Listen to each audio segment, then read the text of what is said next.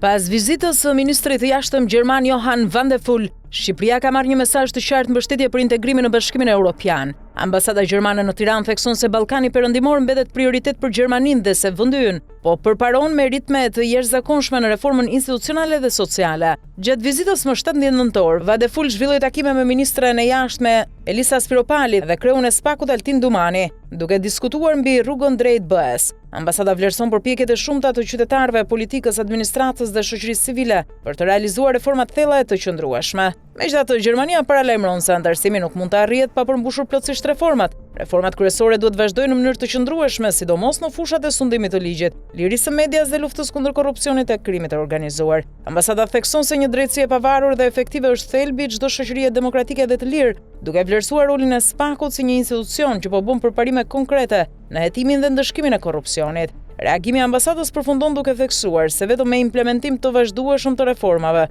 mund të krijohet besimi te institucionet dhe mundësitë e barabarta për qytetarët, duke siguruar një shoqëri dhe ekonomi më të forte, më të drejtë. Ky mesazh riafirmon angazhimin e Gjermanisë për të mbështetur Shqipërinë në rrugën e saj drejt Bashkimit Evropian. Është e qartë që nuk mund të ketë rrugë të shkurtra për këtë reforma.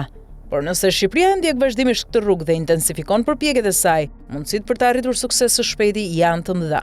Theksohet ndër të tjera në këtë reagim.